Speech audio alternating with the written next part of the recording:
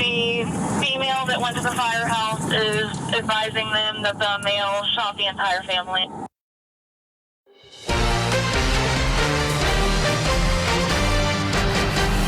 Welcome back. Court TV is covering a horrific story in Ohio where a father reportedly confessed to killing his 3 young sons, execution style, out in the front yard. They were 3 years old, 4 years old, and 7 years old.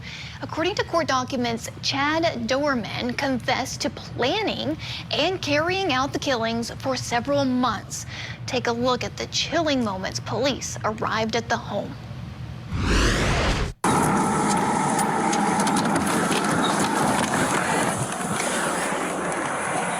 Where's he at? Here. He's shooter stand the porch. Get him right here. You got him on the porch. We've asked. That's the last place we've been told. You show me your hands now!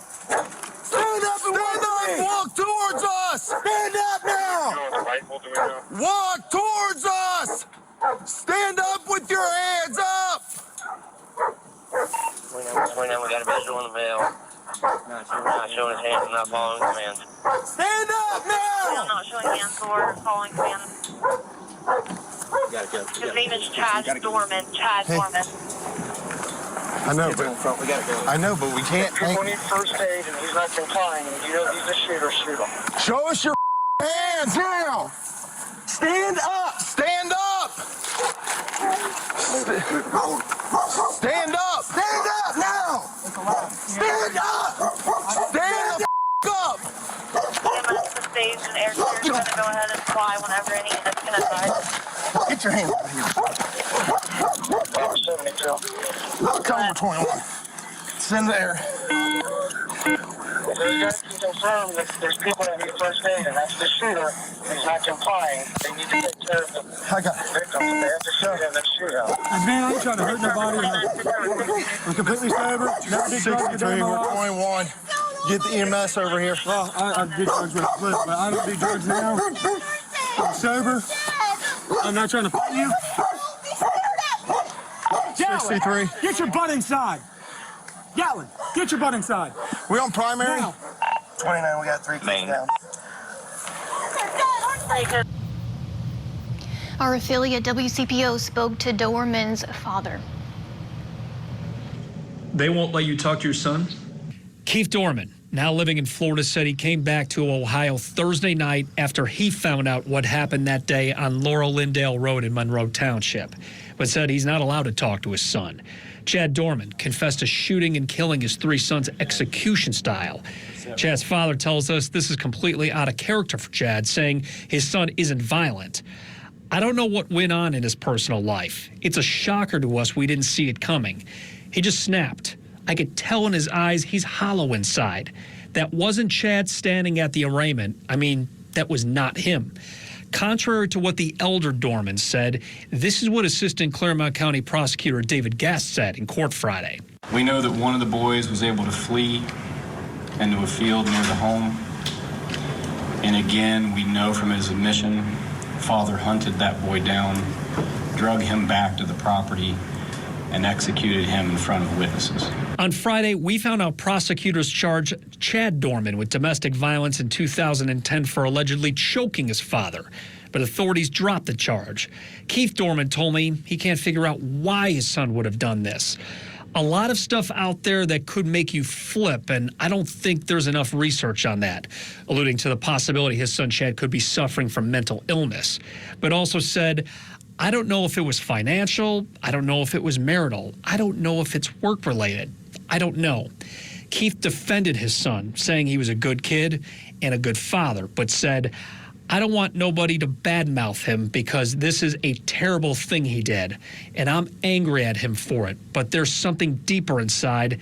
That's all it is. And Doerman is being held on a $20 million cash bond. He will be back in court next Monday for a preliminary hearing. Still with me, criminal defense attorneys Laura Uretzian and Joseph Tully. Joseph, this is a sickening, horrible case to discuss. There is a confession here. A lot of people are wondering why, though. Investigators tight-lipped on any more details of what we know, but where do you see this case going? I am surprised that there's a preliminary hearing set so quickly. I would think that the case would be probably dragged on. For a very serious case, you just want to plan and prepare, and it generally takes more time.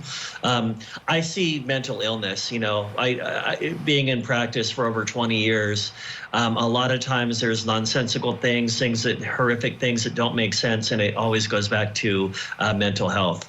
Yeah, this is a father. This is someone who these babies relied on as a protector, Laura, and yet he's accused and confessed to lining them up and then shooting them execution style, even hunting down one who tried to run away while it was happening. The mom trying to step in, she was shot in the hand, trying to protect her babies. And then there's also another child, a little girl, who was seen running down the road saying, "My father's killing everyone."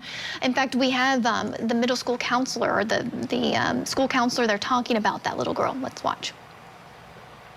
She's full of life, and I just can't imagine the trauma and everything that she's going to have to work through in these next few weeks, months, years.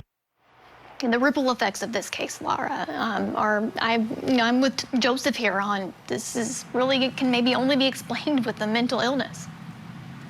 I mean, it has to be. I can't see a father killing 3 kids. I mean, 3, 4, and 7, execution style, and you could see he's emotional in the courtroom. He's not somebody who's got no feelings, right? He's super emotional, so something must have happened to him. His father said he may have snapped.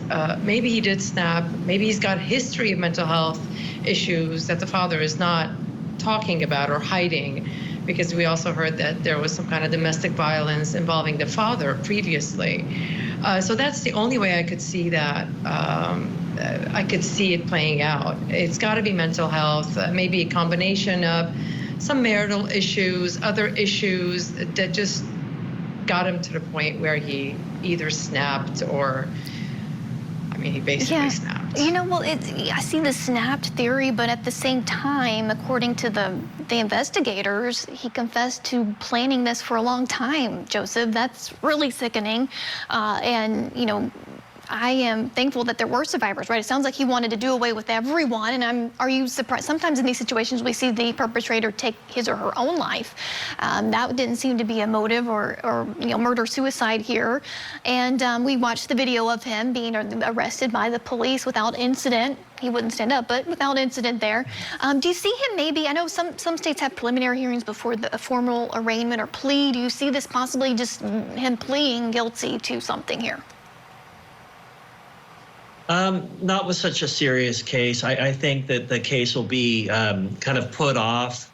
I mean, it might go forward, but in situations like that where there's a time not waived in such a serious case like this, where somebody's facing such harsh consequences for the crime that they're charged with, the only time that you do that is to try to outpace maybe a death penalty. You want to get it going. You want to get it done as quick as possible so that they don't come up with something worse. So I see the case being dragged out, slowed down, take your time, be careful about it, and really thoroughly investigate what happened. Sure, and Ohio is a death penalty case. That's something here I'm sure prosecutors, Laura, will mull over on whether or not they're going to pursue. That's still kind of early in this case, this trial, with his first appearance, and then of course with the $20 million bond. And that's a statement too, Laura.